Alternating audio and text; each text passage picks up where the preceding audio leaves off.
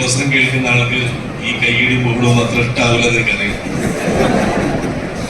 അറിയാത്തവർക്ക് വെറുപ്പും അറിയുന്നവർ വാരിപ്പെടുകയും എനിക്ക് ഇൻട്രസ്റ്റ്. അറിയാത്തവർക്ക് വെറുപ്പാണ്.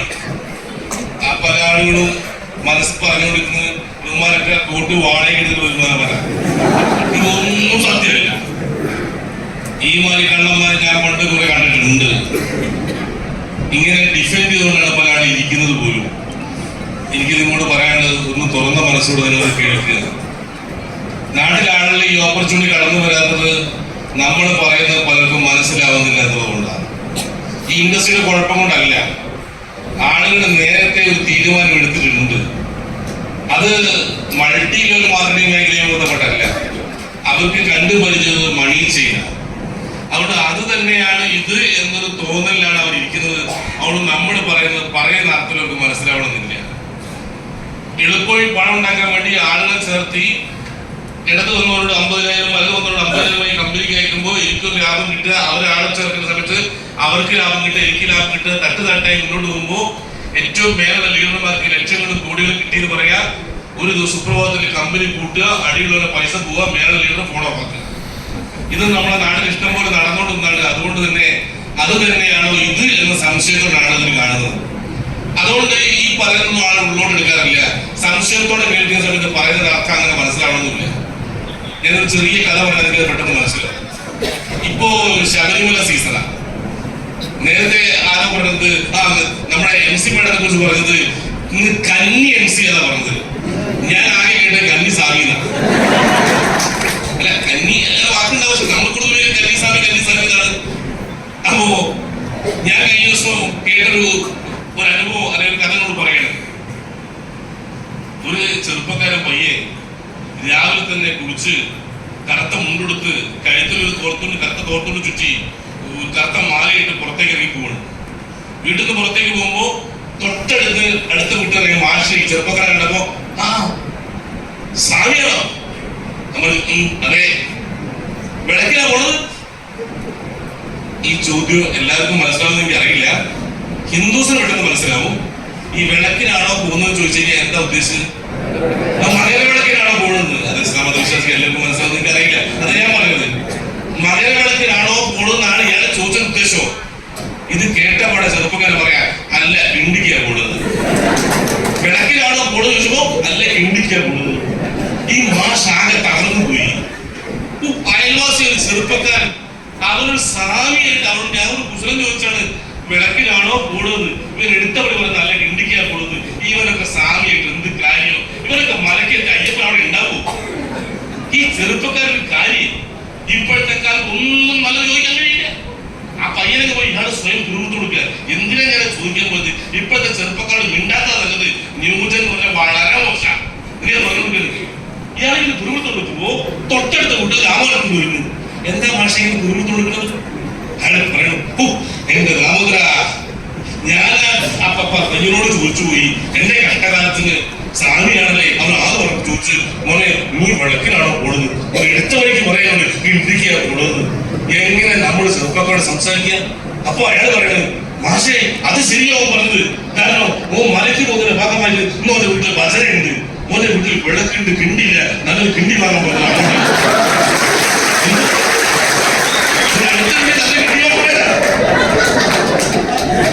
മാഷ ചോദിച്ചു റെഡിയാണ്, പറഞ്ഞു റെഡിയാണ്. പക്ഷെ സംഭവം പിടിക്കില്ല.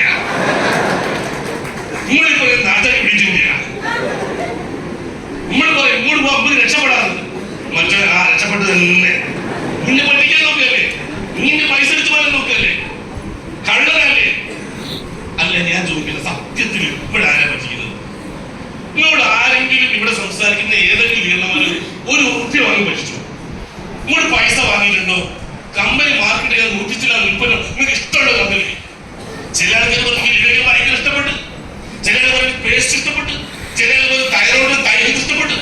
അങ്ങനെ നിങ്ങൾ പണം തന്ന സമയത്ത് നിങ്ങൾ തിരിച്ച് ഉൽപ്പന്നം കിട്ടിയില്ലേ? നിങ്ങൾ ആരാ പറ്റിച്ച്? ഈ പണം കൊടുത്ത് ഉൽപ്പന്നം വാങ്ങുന്നത് പറ്റിക്കല്ല പറയാ. അങ്ങനെയാണ് മലപ്പുറത്തെ കച്ചവടക്കാർ മുഴുവൻ പറ്റിക്കലാണല്ലേ? അങ്ങനെയാണെങ്കിൽ വ്യാപാരി വ്യവസായം ഈ ഫോൺ ഇവിടെ നിൽക്കുമോ? ഫുൾ പറ്റിക്കലാണല്ലേ? ആണോ? അല്ല, ഒരു മുടക്കി പൈസ സാധനം കൊടുക്കുന്നുണ്ട്. അവർ കട വെച്ചാൽ കൊടുക്കുന്നത് ഓരോ കടയ്ക്ക് ബുദ്ധിമുട്ടുണ്ടാക്കുന്ന വേണ്ടി നമ്മൾ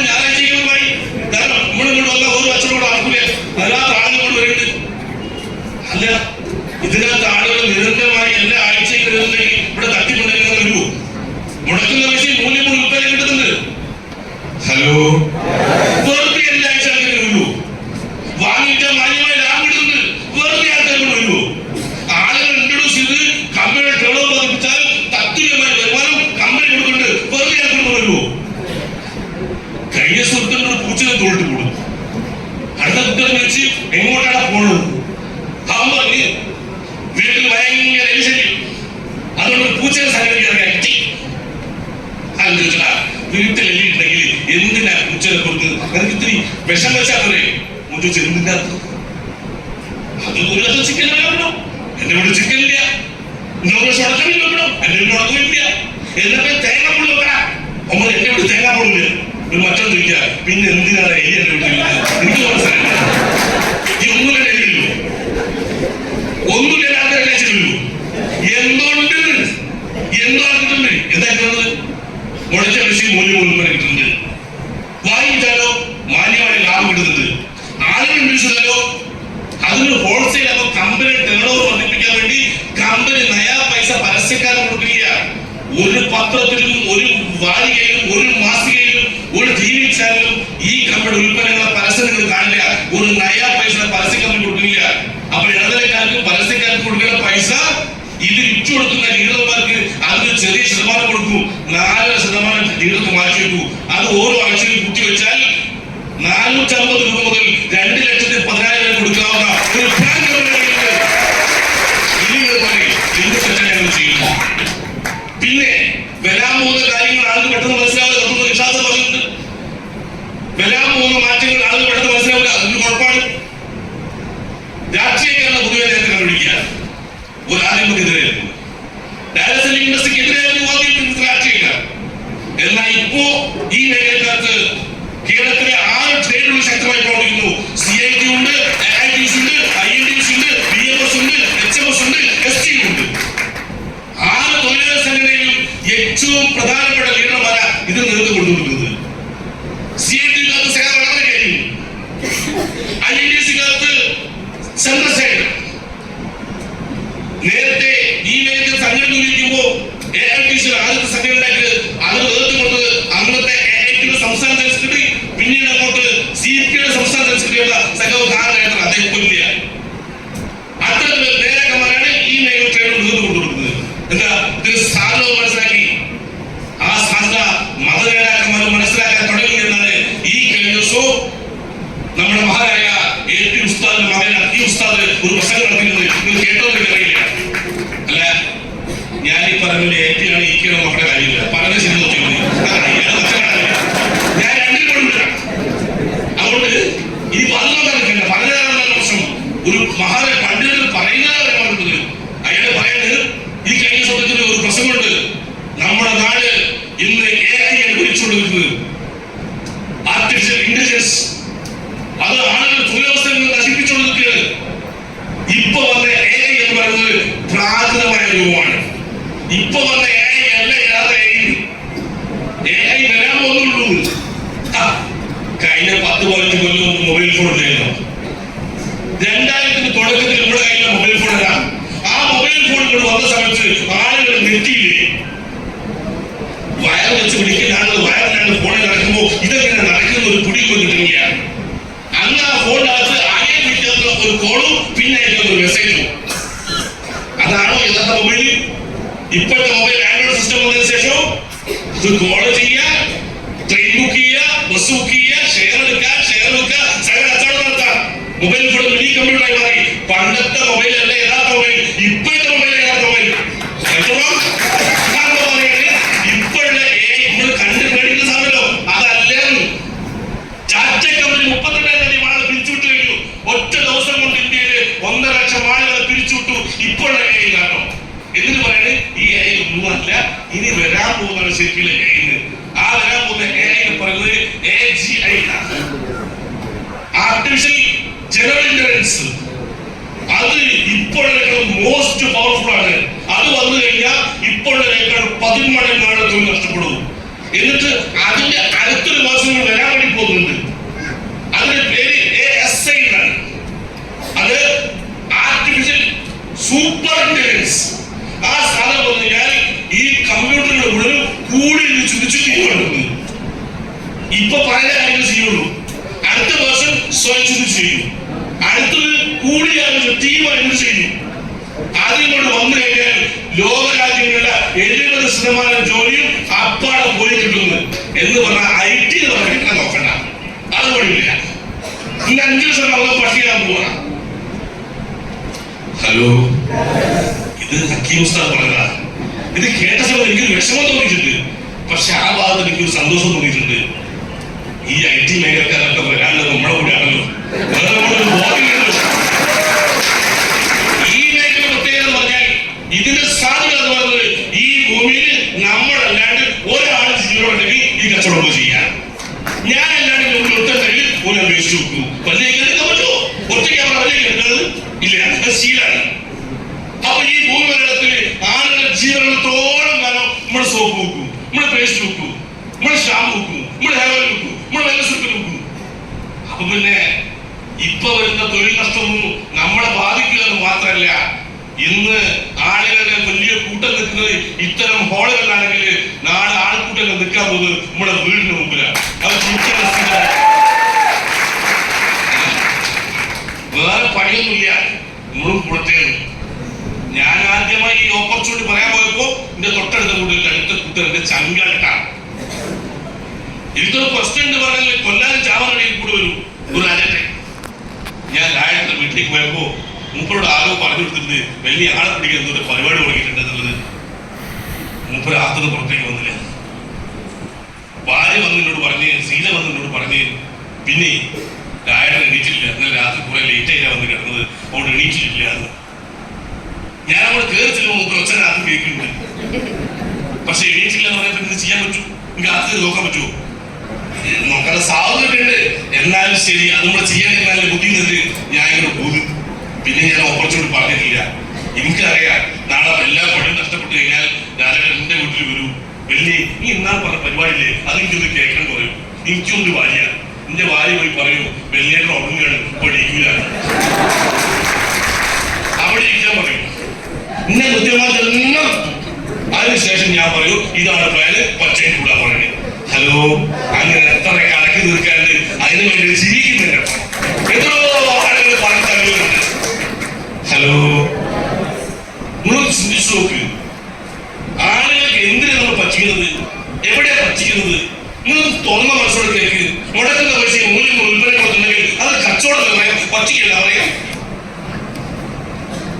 ആളുകൾ ഉൽപ്പന്നം വാങ്ങി വെച്ച് ലാഭം കിട്ടുന്നതിന് കച്ചവടത്തിലെ മര്യാദ പറയാം, പറ്റിക്കല്ല പറയും. കമ്പനി ടേണോവർ കമ്പനി ലാഭം തരുന്നതിന് എന്തിനാണ് കുറ്റപ്പെടുത്തണോ? സാധാരണഗതിയിൽ ഇവിടുത്തെ ടൂത്ത്പേസ്റ്റ് കച്ചവടം കൊണ്ട് ആർക്കെ ലാഭമുള്ളത്? ഇവിടുത്തെ കച്ചവടക്കാരൻ ലാഭമുള്ളൂ. ഇന്ത്യയിലെ കച്ചവടക്കാരൻ പറയാം മുകേഷ് അംബാനിയാണ്. ഈ കഴിഞ്ഞ 2014 മുകേഷ് അംബാനിയുടെ ആസ്തി 6 ലക്ഷം കോടിയാണ്. അയാൾ അച്ഛൻ വീരുമോനി അംബാനി സാധാരണ ദരിദ്ര കുടുംബത്തിൽ ജനിച്ച് ചെറിയ പ്രായത്തിൽ പഠിക്കുന്ന സമയത്തിൽ പഠിക്കാൻ കാശില്ലാത്തതുകൊണ്ട് രാവിലെ വൈകുന്നേരം വീട് തൊട്ടുന്ന ക്ഷേത്രത്തിൽ ചുറ്റും പക്കവട വെച്ച് ജീവിച്ചോല. അങ്ങനെ പക്കവട വെച്ചുകൊണ്ട് രക്ഷപ്പെടാൻ പോകുന്നില്ല. കാരണം തനിക്ക് മുമ്പേ പക്കവട വെച്ചതൊക്കെ അല്ല വിറ്റ് അതേപോലെ ജീവിക്കുന്നുള്ളൂ. ആരെയും ജീവിതത്തിൽ വലിയ മാറ്റമില്ലെന്ന് മനസ്സിലാക്കുമ്പോ ആ ചെറുപ്പക്കാരൻ അവിടെ വണ്ടി കയറി യമനിലേക്ക് പക്കവട വെച്ച് ഫുഡ് വെച്ച് ചേർത്ത് വെച്ച് കാശയിലെ കുട്ടി വെച്ചിട്ട് അവൻ നാട് വിട്ടു. യമനിൽ ചെന്ന് അവിടുത്തെ പെട്രോൾ പമ്പിൽ ജീവനക്കാരായിരിക്കെ അവിടേക്ക് വരുന്ന കാറുകളോ സ്വപ്നം കണ്ടില്ല, ലോറികളോ സ്വപ്നം കണ്ടില്ല, ടാങ്കുകളോ സ്വപ്നം കണ്ടില്ല, അതേപോലെ പെട്രോൾ പമ്പ് സ്വപ്നം കണ്ടില്ല. അവിടേക്ക് ഓയിൽ കൊണ്ടുവന്ന റിഫൈനറി ഉണ്ടല്ലോ, അതേപോലെ റിഫൈനറി എനിക്ക് നാട്ടിൽ സ്ഥാപിക്കണം എന്നിട്ട് മരിക്കാവുന്ന സ്വപ്നം കണ്ടു. ആ സ്വപ്നം കണ്ട മനുഷ്യൻ മരിക്കുന്നതിന് മുമ്പ് ഇന്ത്യയിലെ ഗുജറാത്തിലെ ചാർലറിൽ അതേപോലെ ഇന്ത്യ രാജ്യത്തെ ഏറ്റവും വലിയ റിഫൈനറി മരിച്ചുപോയത്. ആ മനുഷ്യന്റെ മകനാണ് മുകേഷ് അംബാനി. ജീവിക്കാൻ വേണ്ടി പക്കട വെച്ചാൽ കുടുംബത്തിൽ നിന്ന് മരിക്കുന്ന സമയത്ത് തിരുമല അംബാനി 2.25 ലക്ഷം കോടി ആസ്തി ഉണ്ടാക്കിയിട്ടുണ്ട്. ആ 2.25 ലക്ഷം കോടി ആസ്തി മുഹൂർത്തം ഏൽപ്പിച്ചുമ്പോ അവൻ കുറെ കൂടി ഭംഗിയായി കാര്യങ്ങൾ ചെയ്തു. അപ്പന്റെ കൂടെ നടന്ന കാര്യങ്ങൾ ചെയ്തവൻ അതിനേക്കാൾ മനോഹരമായി കാര്യങ്ങൾ ചെയ്തു. അങ്ങനെ ഈ 2014 ഇന്ത്യ രാജ്യത്തെ ഏറ്റവും വലിയ പണക്കാരായ മുകേഷ് അംബാനിയുടെ ആസ്തി 6 ലക്ഷം കോടിയായി.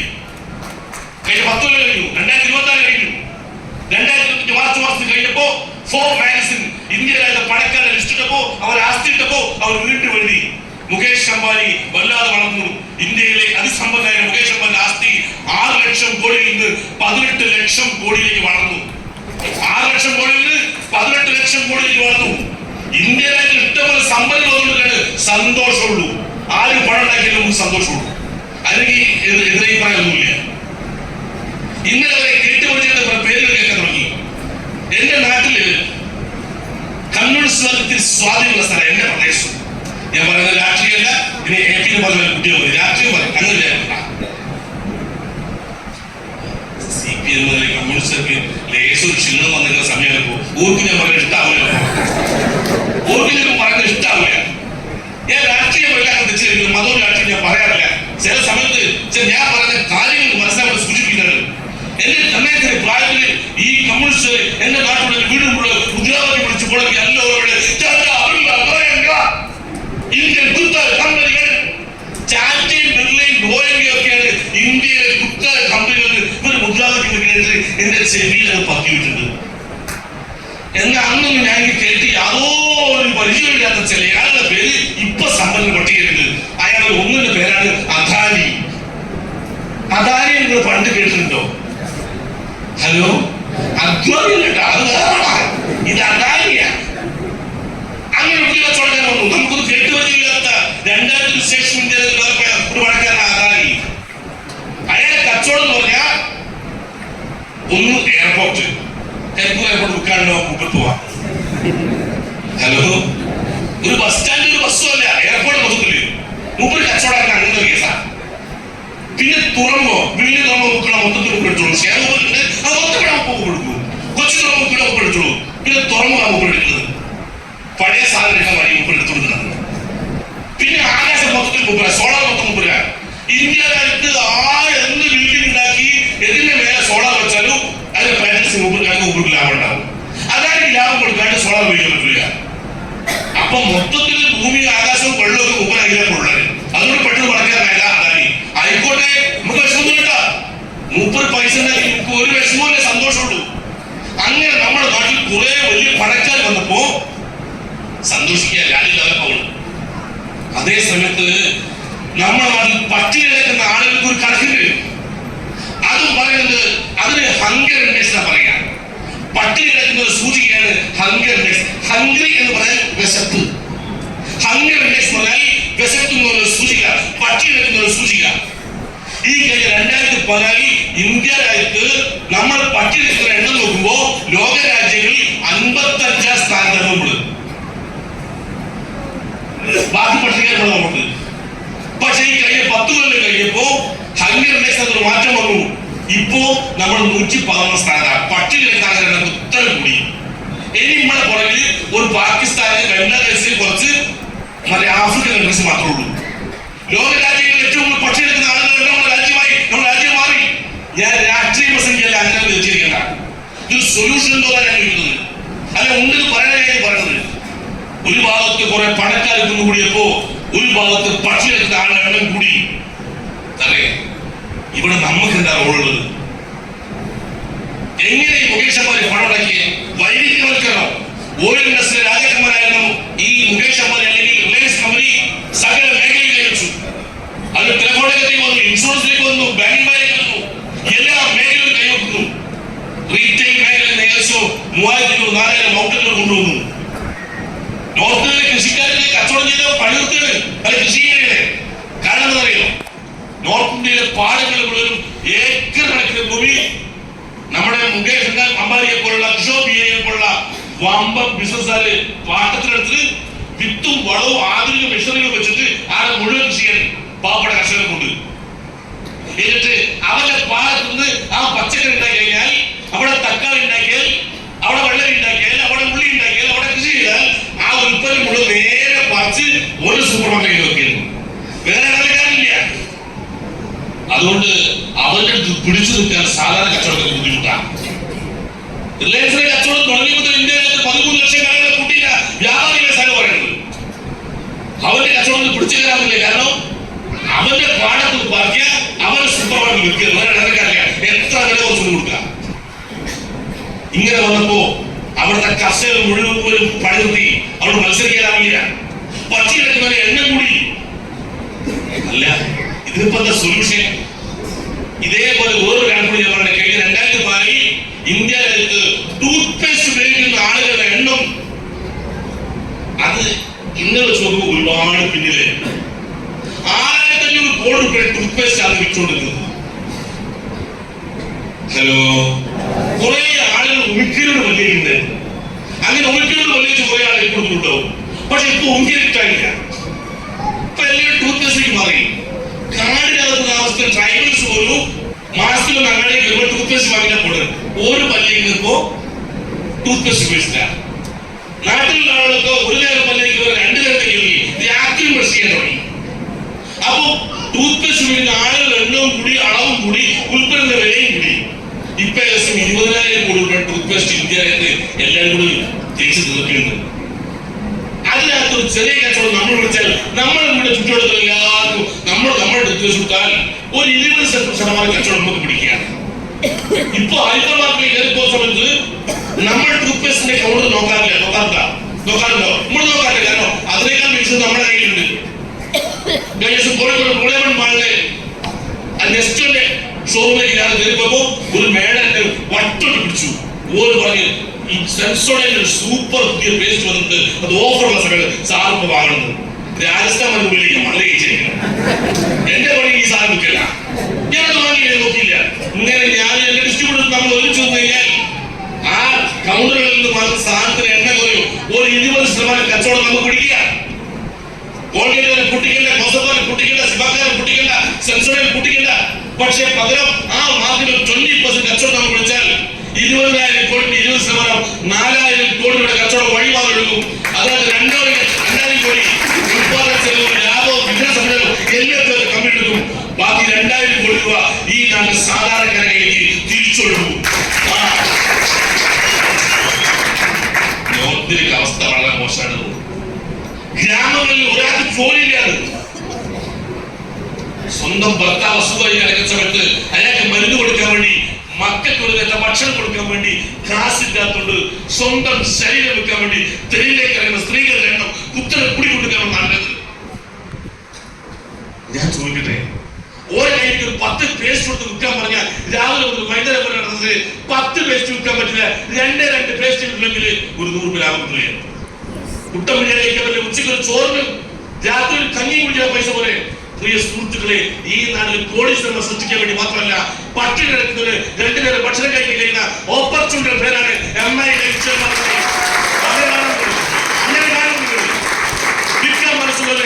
അഭിമാനത്തോടെ ജീവിക്കാൻ ഒരു ഓപ്പർച്യൂണിറ്റി, ആളും പെണ്ണ് പറ്റുന്നത് ഇറങ്ങി ചെയ്യാവുന്ന ഓപ്പർച്യൂണിറ്റി. ആ നിലയിലാണ് ഞാൻ ഈ ഓപ്പർച്യൂണിറ്റി കാണുന്നത്. അങ്ങനെ നോക്കുമ്പോ ഈ നാട്ടിൽ എത്ര ആളുകൾ വന്നാലും അവർക്ക് എല്ലാം ഓപ്പർച്യൂണിറ്റി അവസരം അവിടെ കൊടുക്കാറുണ്ട്. ഇത്തിരി നേരത്തെ ഈ കാര്യം മനസ്സിലാക്കി കഴിഞ്ഞാൽ ഇനി വരുന്ന ആളുകൾ നമ്മളെ കൂടെ വരാൻ പറ്റും. ഇനി ഈ ഇരിക്കുന്ന ആൾക്ക് ശേഷം ഏതെങ്കിലും ഒരു 10 പേര് മലപ്പുറത്ത് ഈ ഓപ്പർച്യൂണിറ്റി വരുന്നുണ്ടെങ്കിൽ നമ്മളെ താഴെ വേറെ വരാൻ ഒരു വകുപ്പില്ല. ഹലോ, അപ്പൊ എത്ര ഇടയ്ക്ക് വരാൻ കിടക്കുന്നുണ്ട്. ഇപ്പൊ തെരഞ്ഞെടുപ്പ് തോറ്റുപോയ വാർഡ് മെമ്പർമാരെ മത്സരിച്ച് എല്ലാവരും കൊണ്ടുവരണം കേട്ടോ.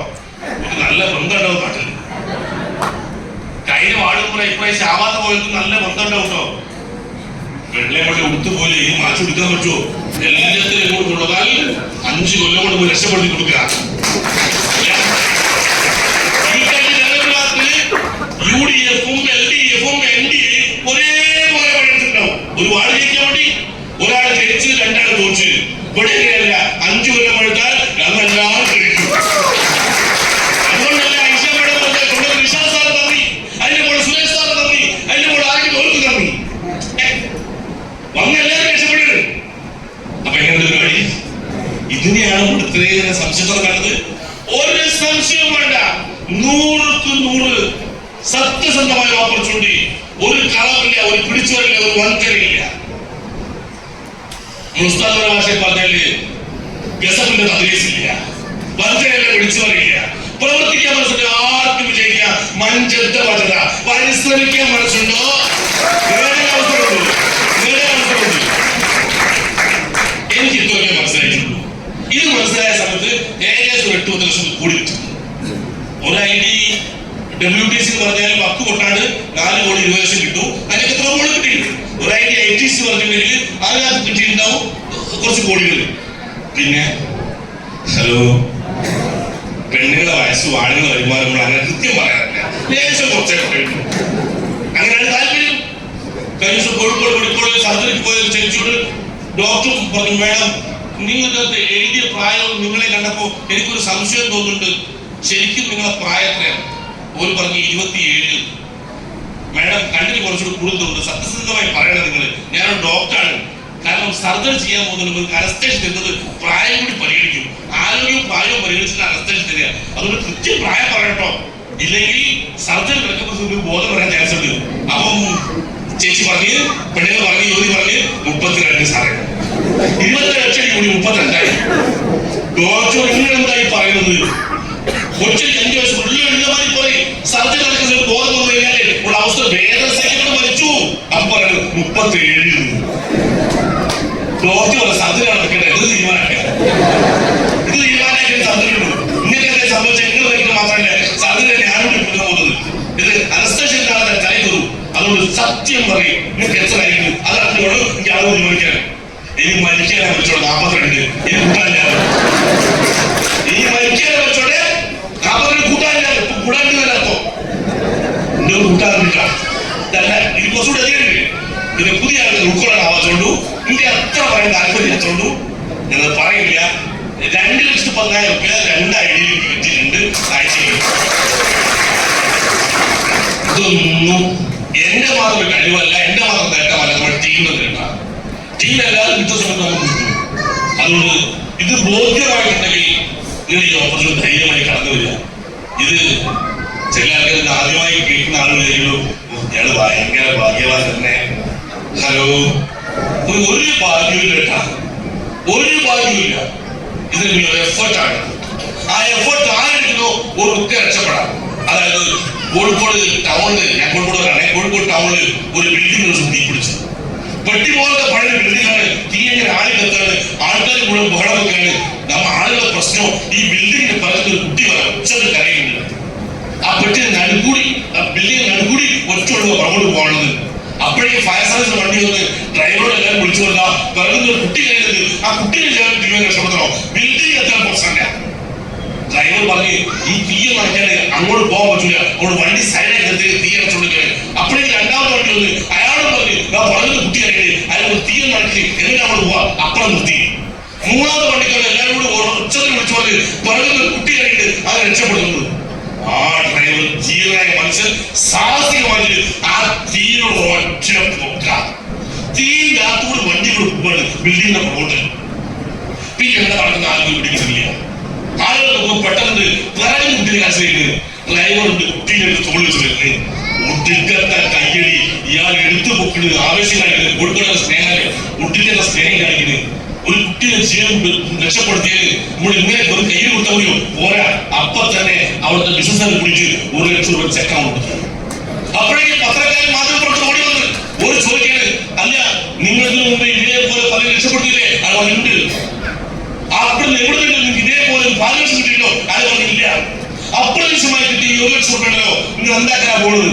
അയാൾ പറഞ്ഞത് പോകുന്ന വഴിക്കില്ല, വണ്ടിയിൽ ബ്രേക്ക് കേൾക്കണം, ചവിട്ടി കിട്ടില്ല, ചവിട്ടി കിട്ടില്ല. അതാ ഭാഗ്യം പറയാൻ. ഹലോ, ഇത് ചവിട്ടി കിട്ടാൻ കിട്ടിയല്ല, മരണ ചവിട്ടോടെ കിട്ടിയ. ഞാൻ പറയുന്നത് മനസ്സിലായോ? കുറെ കാലത്തെ എഫേർട്ടാണ്, ടീമിന്റെ എഫേർട്ടാണ്. കൂട്ടമായ പ്രാർത്ഥനയ്ക്കും കൂട്ടമായ പ്രവൃത്തിയും വലിയ റിസൾട്ട് ലോകത്ത്. കൂട്ടമായ പ്രാർത്ഥനയ്ക്കും കൂട്ടമായ പ്രവൃത്തിയും സാറേ, ഒരു കൈ മാത്രം ശേഷം അടിക്കുന്ന 2 കൈ ഒരുമിച്ച് തന്നെ ഒരു കൈ ഞങ്ങൾ വെക്കാം, ഒരു കൈ നിങ്ങൾ വെക്കാൻ വേണ്ടി സാധാരണക്കാരെ ജീവിതത്തിൽ രക്ഷപ്പെടാൻ പറ്റിയ ഏറ്റവും മികച്ച ഓപ്പർച്യൂണിറ്റിയിലാണ് ഞാൻ ഈ ഓപ്പർച്യൂണിറ്റി കാണുന്നത്. അതുകൊണ്ട് ഞാൻ കൂടുതൽ സംസാരിക്കില്ല. ഞാൻ പറഞ്ഞെങ്കിൽ മനസ്സിലായിട്ടുണ്ടാവും എന്ന് വിചാരിക്കുന്നു. വേണമെങ്കിൽ ഒരു കഥയും കൂടി ഞാൻ പറയാം, അതുകൊണ്ട് ഞാൻ അവസരം വയ്ക്കില്ല. അതായത് നല്ല തണുപ്പുള്ള സമയം, ഞായറാഴ്ച രാവിലെ എല്ലാ ഞായറാഴ്ച കുർബാന പള്ളിയിൽ കുർബാന നടക്കുന്നുണ്ട്. അതിരാവിലെ നല്ല തണുപ്പുള്ള വിശ്വാസിയായ ഭാര്യ ഭർത്താവ് കൂടി കിടന്നവർ തണുപ്പ് തിരിക്കാൻ തോന്നില്ല. ഞെട്ടിച്ച ഭർത്താവ് ഭാര്യ കൂടി നേരെ പോയപ്പോൾ നമുക്ക് പള്ളി പോയ സമയം നീ എഴുന്നേക്കുന്നത്. ഈ തണുപ്പത് ഞാൻ ഒരു പള്ളിയിലേക്ക് ഇല്ലത് ഭാര്യയാണ്. എടി ദൈവമോ കിട്ടടി, നമുക്ക് പള്ളി പോയേ പറ്റുള്ളൂ ഭർത്താവ്. ഭാര്യ പറഞ്ഞ് അങ്ങനെ ദൈവവും വഴി നിങ്ങൾ ഉപയോഗിക്കോ, ഞാൻ തണുപ്പത്തേക്കില്ല, അക്കോ ഞാനത് സഹിച്ചോളാം. ഭാര്യയ്ക്ക് വിശ്വാസം ഒത്തിരി കുറവാണ്. ശരി, തോമസ് ചേട്ടൻ ഭയങ്കര വിശ്വാസിയാണ്. മൂപ്പുര തണുപ്പ് തെളിയിച്ച് പുതപ്പുകൾ ചുറ്റി ആ തണുപ്പ് അവിടെ നന്നായി മൂടി പൊതിച്ചോ അങ്ങനെ വടി കുത്തി പിടിച്ച് പള്ളിയിലേക്ക് പോകുന്നു. പള്ളിയിലേക്ക് ചെന്നപ്പോൾ കാണുന്ന കാഴ്ച കൊടും തണുപ്പായതുകൊണ്ട് ഒരു കുട്ടി ഒരു വിശ്വാസം അങ്ങോട്ട് വന്നിട്ടില്ല. അച്ഛൻ ഇങ്ങനെ പുറത്ത് തീ കണ്ടുകൊണ്ടിരിക്കുകയാണ്, തീ കണ്ടുകൊണ്ടിരിക്കുകയാണ്. ഹലോ, ആരും നല്ല കാലത്തിന് ഞാൻ മനസ്സ് പറയാൻ ഇപ്പോ നല്ല കാലത്തിന് ആരും വന്നിട്ടില്ല. ഇത്തിരി ശ്രമം കഴിഞ്ഞാൽ എനിക്ക് പതുക്കെ ഇവിടെ രക്ഷപ്പെടാം. തലപ്പ് താവില്ല. അന്നപ്പാണ് ഈ ഒരൊറ്റ മനുഷ്യൻ ചുറ്റിക്കടയിൽ കീറിച്ചത്. സത്യം പറഞ്ഞ അത്ര ഇഷ്ടായില്ല. വരവ് ഒരുത്തം മാത്രം വന്നില്ലേ. അച്ഛനെ ആ വിഷമം മനസ്സിൽ കാണിക്കാതെ പുറത്ത് കാണിക്കാതെ മുകളിൽ ചോദിച്ചു, അല്ല തോമസേ, നീ ഒരൊറ്റയാള് മാത്രമേ ഉള്ളൂ, ഒരാൾക്ക് വേണ്ടി മാത്രമായിട്ട് ഒരു കുർബാന നടത്തണം, നമുക്ക് അത് അടുത്ത ആഴ്ച ആക്കിയാലോ? അപ്പൊ തോമസ് പറയാണ്, അച്ഛോ, ഞാൻ പാവം കർഷകനാണ്, നിങ്ങൾ ഈ മാതിരി വലിയ വലിയ ചോദ്യം എന്നോട് ചോദിക്കുന്നു. എനിക്കൊരു 10-50 മാട് വെച്ചു, അതിനകത്ത് ഏതെങ്കിലും ഒരു മാട് വിശന്ന് കഴിഞ്ഞാൽ ബാക്കിയുള്ള 49 എന്താ കരയാത്തത്? ഓരോട്ട് വിശക്കുന്നുണ്ടോ? അതിന് വെള്ളം വേണ്ടേ? ഇങ്ങനൊരു ചിന്ത എനിക്കില്ല. ഞാൻ ആ കരയിൽ തന്നെ ഭക്ഷണം കൊടുക്കാറുണ്ട്. അപ്പൊ അങ്ങനെ അർത്ഥം എന്താ? ഹലോ, അപ്പൊ അങ്ങനെ അർത്ഥം എന്താ? ഇവിടെ ഒരാള് വന്നിട്ടുണ്ടെങ്കിൽ ആവശ്യം കൊടുക്കാൻ നിങ്ങൾ ബാധ്യസ്ഥരാണെന്നല്ലേ? പക്ഷെ തോമസിന്റെ ഇമ്മാതിരി പണി അച്ഛൻ പ്രതീക്ഷിച്ചില്ല. ഇവർ ഇത്ര എടുക്കാനെന്ന് നമുക്ക് അറിയില്ല. രാവിലെ തന്നെ 8-ന്റെ പണി കിട്ടി അച്ഛൻ. സംഭവം ഒരു മനസ്സിലായി, ഇവൻ ഭയങ്കരമാണുള്ളത്. ഞാൻ വിചാരിച്ച സാധാരണ കർഷകരല്ല, ഇവൻ 8-ന്റെ പണിയാക്കി തന്നത്. പറഞ്ഞ് കേറി നിൽക്കണോ പണിയിലേക്ക് കേറുന്നു. അച്ഛൻ എടുക്കുന്നു പറയാൻ ഉള്ളിൽ തിളയ്ക്കുന്ന ദേഷ്യോ. അതുകൊണ്ട് സാധാരണക്കാളും ഗംഭീരമായിട്ട് ഓരോ 1-1.5 കുർബാന നടത്തി. കുർബാന കഴിഞ്ഞ ശേഷം മുന്നോട്ട് ഇറങ്ങുന്നത്, തോമസേ ഇന്നത്തെ കുർബാന കണ്ടറാ. അച്ഛോ, ഞാനൊരു പാവം കർഷകനാണ്, ഈ ചോദ്യങ്ങൾ എന്നോട് ചോദിക്കരുത്. അതായത് എനിക്ക് 50 മാടുകളുണ്ട്, അതിൽ ഏതെങ്കിലും ഒന്നിന് വിശന്ന് കഴിഞ്ഞാൽ 50-നും കൂടെ തീറ്റെടുത്ത് ഞാൻ ഒരിക്കലും കൊടുക്കാറില്ല. നിങ്ങൾ ചെയ്യാൻ പാടില്ല. കുറച്ച് പുതിയ ആൾക്കാരെ കണ്ടാവാനം പറഞ്ഞാൽ ശരിയില്ലാന്ന് എനിക്ക് നന്നായിട്ട് അറിയാം. അതുകൊണ്ട് പറഞ്ഞു കണ്ടിട്ട് മനസ്സിലായിട്ട് ഞാൻ പ്രതീക്ഷിക്കുന്നത്. ഒരാളെ അറിഞ്ഞുകൊണ്ട് പറ്റിക്കില്ല. മുടക്കുന്ന പൈസയ്ക്ക് മൂല്യം ഉൽപ്പന്നം കിട്ടും. ഒരാളെ ഞാൻ പറ്റിക്കില്ല. വാങ്ങി വിറ്റാൽ മാന്യമായ ലാഭം കിട്ടും. നിലവിൽ എല്ലാ കച്ചവടത്തിലും അങ്ങനെ ജീവിച്ചുകൊടുക്കുന്നത്. നിങ്ങൾക്ക് നമ്മുടെ ഹോൾസെയിൽ സെന്ററിൽ നിന്ന് ഉൽപ്പന്നം വാങ്ങാം, അത് വിറ്റ് കാശുണ്ടാക്കാം. ഇനി അതല്ല, എനിക്ക് ഉൽപ്പന്നം വിൽക്കാൻ പറ്റില്ല, ആളെ ഉൽപ്പന്നം വിൽക്കാൻ എന്നെ കൊണ്ട് പറ്റില്ല, നീ പരിപാടി നല്ലതാണെങ്കിൽ ഞാൻ 10 പേരെ പരിചയപ്പെടുത്തും, അതിനുള്ള ബന്ധങ്ങൾ എനിക്കുണ്ട്, അങ്ങനെയാണ് നിങ്ങൾ പറയുന്നതെങ്കിൽ നിങ്ങളെ പരിചയപ്പെടുത്താനും നിങ്ങൾക്ക് അതേ ഉൽപ്പന്നം കിട്ടും. പക്ഷേ അവർ ഉൽപ്പന്നം വാങ്ങി വിൽക്കുകയോ ടീം ഡെവലപ്പ് ചെയ്യുകയോ ചെയ്തിട്ടുണ്ടെങ്കിൽ അതിന്റെ 4% കമ്പനി ടേൺ ഓവർ ഉണ്ടെങ്കിൽ ഒറ്റക്കാലം കൊണ്ട് കമ്പനി മാറ്റി വെക്കും. അത് ഓരോ ആഴ്ചയിലും 450 രൂപ മുതൽ 2,10,000 വരെ വാങ്ങാനുള്ള പ്ലാനുണ്ട്. വലിയ ടീം ഉണ്ടായി കഴിഞ്ഞാൽ 10 ദിവസം കടന്നുപോയാൽ പാസീവ് ഇന്ന് കിട്ടും. നിങ്ങൾ നാളെ ഇല്ലാതെ പോകുന്ന സമയത്ത് നിങ്ങൾ ആരെയാണോ ചൂണ്ടിക്കാണിച്ചത്, നോമിനിയാണോ, ആ നോമിനിക്ക് വരുമാനം കിട്ടും. അങ്ങനെ ജീവിക്കുന്ന സമയത്ത് നമുക്ക് സന്തോഷമായി.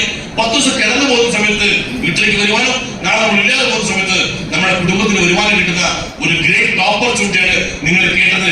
ഇത് ഒരു സംശയം കൂടാതെ നിങ്ങൾ ഏറ്റെടുക്കണമെന്നും നാളുകളിൽ എന്തിനു വേണ്ടിയാണോ നിങ്ങൾ ഈ ഹോളിലേക്ക് വരുന്നത് നാളെ അച്ചീവോട് നിങ്ങൾ തെളിയിക്കണമെന്ന് മാത്രം പറഞ്ഞുകൊണ്ട് എനിക്ക് തന്ന ഈ ഓപ്പർച്യൂണിറ്റി നിങ്ങൾക്ക് ദൈവം അറിഞ്ഞു തന്നതാണെന്നും എനിക്ക് എല്ലാ നേട്ടങ്ങളും നിങ്ങൾക്കും ഉണ്ടാവട്ടെ എന്ന് ആത്മാർത്ഥമായി പ്രാർത്ഥിച്ചുകൊണ്ട് നിങ്ങളോട് എന്നെ ക്ഷണിച്ച നിങ്ങളുടെ അൽത്താഫ് സാറും അദ്ദേഹത്തിന്റെ